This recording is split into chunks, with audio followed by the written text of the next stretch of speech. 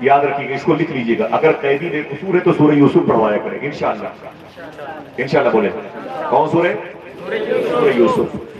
تو پیر مہر علی شاہ صاحب سے پیر جماعت علی فرماتے ہیں کہ حضور میں نے پڑھا ہے کہ قیدیوں کی رہائی کے لیے سورہ یوسف پڑھوایا جائے۔ تو کسی نے کہا کہ علم الدین تو پڑھا لکھا ہی نہیں ہے، اسے تو پتہ ہی نہیں کہ زے کسے کہتے ہیں، زال کسے کہتے ہیں، وہ کسے کہتے ہیں، وات کسے کہتے ہیں، اسے علم ہی نہیں کہ بڑی شین چھوٹی سی ان کی تفریق کیا مخارج کے جائے، اسے کچھ پتہ ہی نہیں ہے، تو کیا کیا جائے؟ پیر جماعت علی کہتے ہیں اگر حضور اجازت دو تو میں ہی جا کر کے اس کے جیل خانے میں روز سورہ یوسف پڑھا دوں۔ بڑے ٹاپ کلاس کے حافظ قرآن تھے، بڑے ایک بیٹھک پر قرآن پڑھتے تھے پیر جماعت علی شاہ صاحب قبلہ۔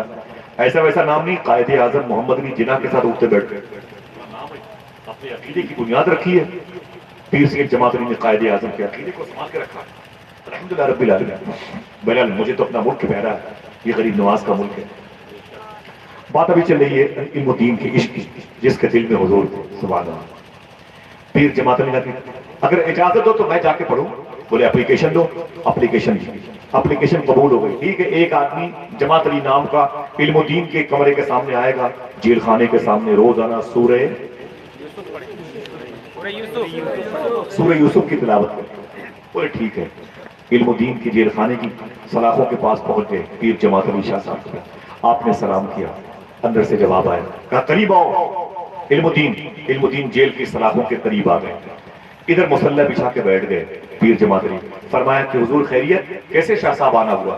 تو بولے کہ روزانہ آؤں گا، سورہ یوسف کی تلاوت کروں گا اور پھر تیری رہائی انشاءاللہ ممکن رہے گی، سورہ یوسف کی تلاوت سے تو رہا ہو جائے، تجھے رہائی مل جائے گی۔ اتنا سنا تو رونے لگا علم الدین، اس نے کہا حضور قرآن پڑھنے کی نیت سے آئیے، میری رہائی کی نیت سے رکھیے گا۔ حضور خدا کے واسطے آپ پڑھیں، آپ سگے زادے پڑھیں میرے سامنے، اور پڑھیں قرآن پڑھنے کی نیت سے روز آئیے، ہر وقت آئیے، مجھے خوشی ہے، میری رہائی کی فکر نہ کیجیے، میں زلف رسول کا قیدی ہوں۔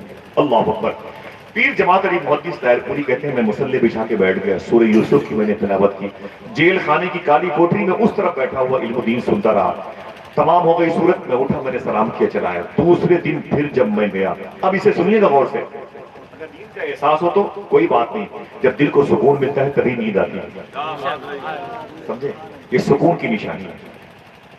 پیر جماعت علی کہتے ہیں جیسے میں مسلح بچھا کے بیٹھنا شروع کیا اور میرے سامنے جیل کی کالی کوٹری میں لوہے کی چھڑ میں اس طرف جالیوں کے اس طرف بیٹھا ہوا تھا علم الدین، جیسے میں قرآن پڑھنا شروع کیا، پڑھتے پڑھتے کہیں دھوکے سے زبر کو زیر میں نے پڑھ دی، زبر کو زیر پڑھ دیا، بس جیسے میں نے زبر کو زیر پڑھا علم الدین کھڑا ہو گیا۔ اس نے کہا شاہ صاحب آپ سید ہیں، آپ مولا کائنات کے بیٹے ہیں، اپنی جگہ پر ہیں، لیکن یہ قرآن ہے، ایک نقطے ایک زبر زیر حرکات و سکنات کی تبدیلی کی گنجائش نہیں۔ کہا کیا ہوا؟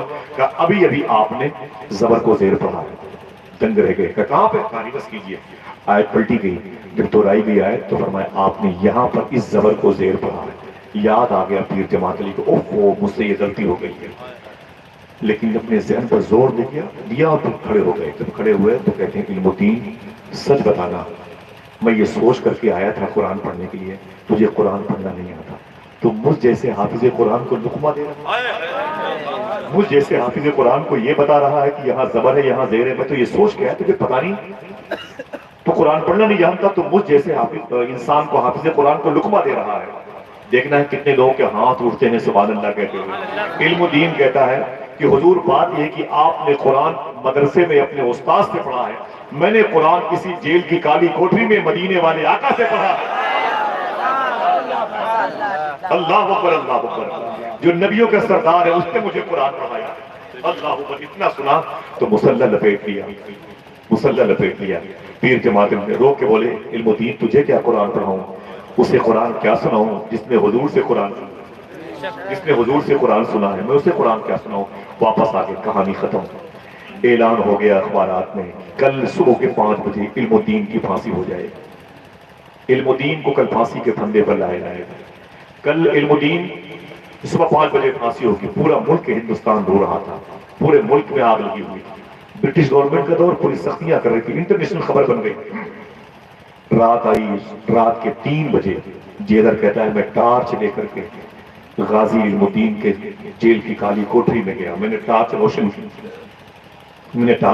کی، جب